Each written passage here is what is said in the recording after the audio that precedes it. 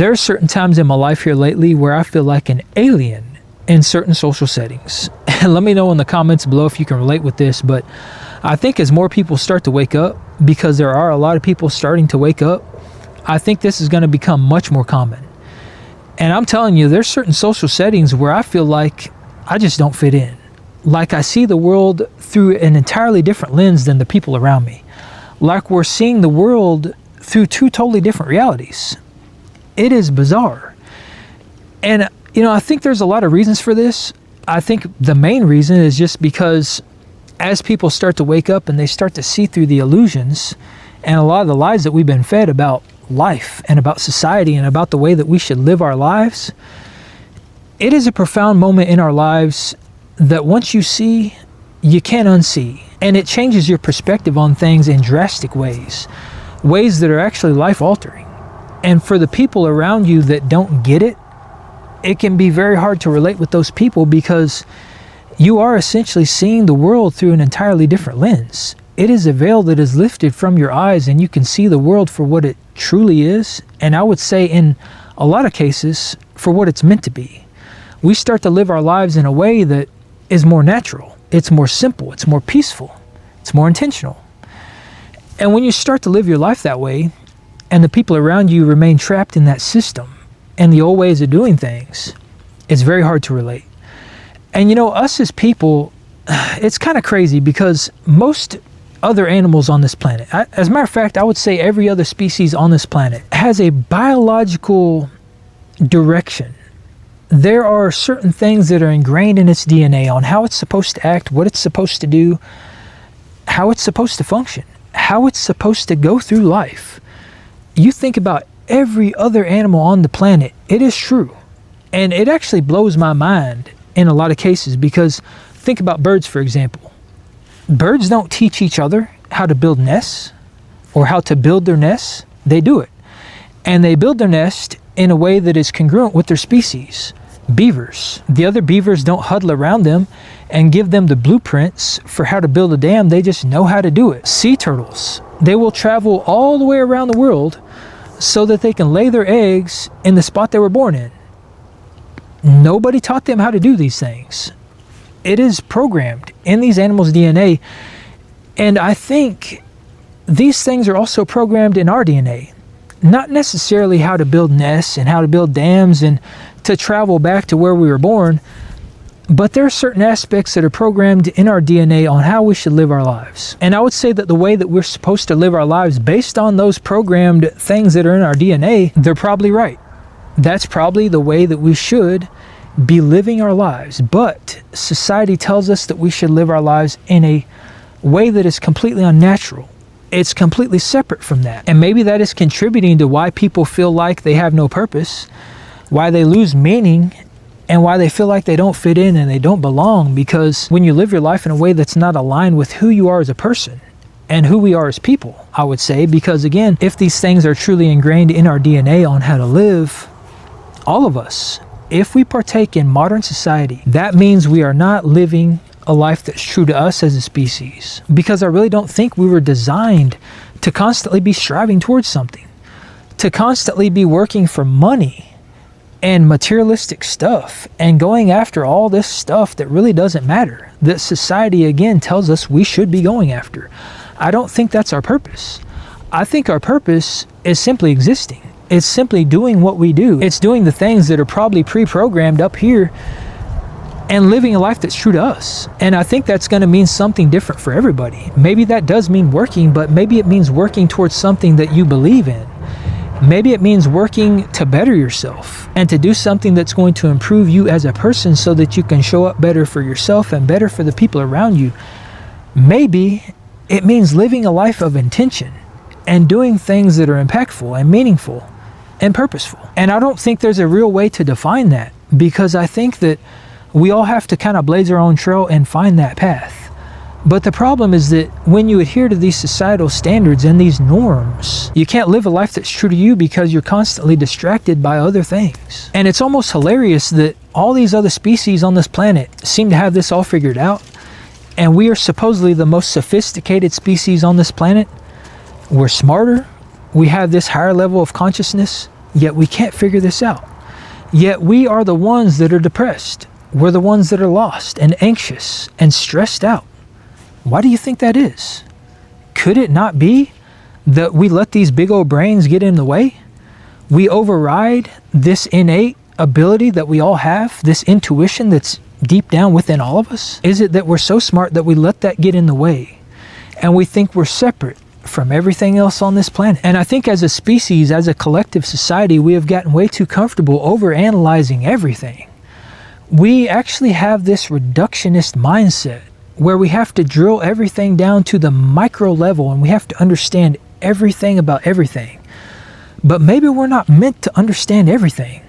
And maybe that is actually true, because if you think about the stuff we think we understand, I don't think we understand it at all. All this stuff about space and the universe and our planet, how it was formed, why we're here, these are all theories. They're all best guesses. Nobody knows for sure. And if science has proved anything, it is that science is wrong all the time, and that is why science is always changing. That is why the way that we think about things is always changing, and technology and literature and all of this stuff that we think we know is always changing, because we really don't know anything.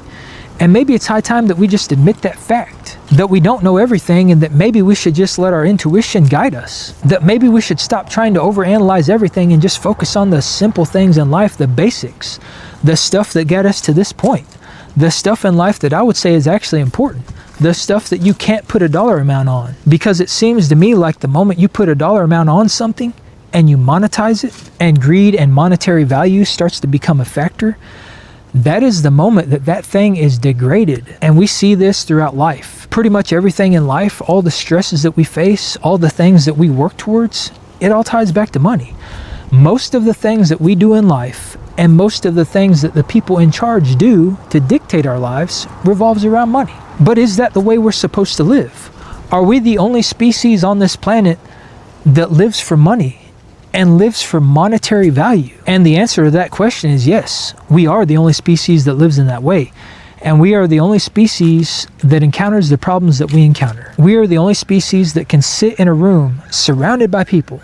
We're the only species that can exist in a city surrounded by thousands of people and feel completely alone, to feel like we don't relate with anybody, like we're an alien, like we're an outcast. But maybe that is because we are living in a way that is not congruent with who we are meant to be, with who we're supposed to be. We're living in a way that is not congruent with our species. So instead of trusting ourselves and trusting our internal compass and trusting our intuition, that innate thing that is probably programmed in each and every one of us, we choose to ignore it. We choose to actually go completely against it, and we choose to live a life that's not true to us. And then we rationalize it by telling ourselves that this is the only way. This is the way we have to live because it's the way society tells us to live, and it's the way everyone else is living. Then we start to defend it because we let that become our identity. And that is essentially who we become as a person. And that's a terrible thing when you become a person that is not you. You actually become a person that was created through the eyes of others. You're a person that was created by a bunch of lies that society has told us, by a bunch of stuff that's not even real. You're a person that was made and fabricated based off human constructs. So where does that leave us? It leaves us confused. It leaves us lost. It leaves us feeling hopeless. It leaves us stressed out and anxious. It leaves us exactly where we are as a society. And I truly believe that our obsession with reductionism and trying to drill everything down and understand everything and believing that we're superior to everything else and that this is the way we're supposed to live is doing much more harm than good. And this is the big realization that I and many other people are coming to, and that is the big reason why we sit in a room with people and we feel like aliens. We feel like outcasts because we're now viewing the world through this different lens. And it can be very hard to relate with people that don't view the world through that lens and that defend the lens that they view it from, because the lens that they view it from is a way that, again, is living very unnaturally. It's that way that keeps you trapped. They defend it because it is now their identity. And once you've seen through it, it's really hard to understand how somebody would want to live that life, how somebody would want to continue to stay trapped in that system. So with that said, what do we do to relate with people? How can we get back to sitting in a room with people and feeling like we actually connect? I would say it's as easy as surrounding yourself with like-minded people and just spreading the message. Helping people realize and understand that there's much more to life than just working your life away, than working towards all these goals that society tells us we should be working towards, because in large part, those goals and those things are the things that keep us trapped in the system. It's materialistic stuff. It's consumerism. All these milestones and all these things that we're told we have to have by a certain age, all these things do nothing but trap us. It's helping people realize and understand that. And realize that there is going to be pushback. Not everybody wants to see this. Not everybody wants to wake up, and not everybody will wake up. But the right people will hear this message, and they'll wake up. Eventually, they will come around. As they get older, as they gain more wisdom and life experience, and as they learn the hard lessons, just like the rest of us, a lot of people are going to wake up. A lot of people are feeling the pressure now, and they're more willing to wake up. Because in today's modern world, we're constantly bombarded with all this stuff, and people are just feeling tired. They're feeling exhausted. They're ready to wake up. So the best thing that we can do for ourselves to not feel like aliens and outcasts is just help people wake up. Again, surround yourself with like-minded people, people that you can actually connect with on a fundamental level. Genuine connection is very important here. It's important to connect with people that you can relate with and you can share these conversations with. Because if you truly want to feel alone, it's not sitting in the woods by yourself. It's not sitting at home bored with free time. The fastest and most profound way to feel alone is being surrounded by people that can't relate to you. Being surrounded by people that you don't align with. That will leave you feeling more alone and more empty inside than anything else. And now, when I'm in those situations where I'm surrounded by people I can't relate with and that I don't align with, I've gotten to where I just think about, where would I rather be? What would I rather be doing with my time? And by doing that, it's allowed me to refocus on how I should be spending my time. Who are the people I should be spending my time with? I look within myself for signs and I let my intuition guide me. I search for the things in life that I'm truly grateful for. And once I find those things, I make it a point to do those things as often as I possibly can. I put myself in those situations as often as I can. I surround myself with those people that I would rather be with as often as I can. And for me, it's almost always being outside in nature, surrounding myself with the natural world, because that is what calms me down. That is what brings me clarity. For me, it's also about surrounding myself with people I care about, or making that time to myself to just be alone with my dog. In fact, I do that more often than I surround myself with like-minded people because I enjoy my alone time. But just like everything else in life, it's about figuring these things out for yourself and living a life that aligns with your unique vision, the way you view the world. It's about finding that clarity, tapping into your intuition, and living a life that's true to you.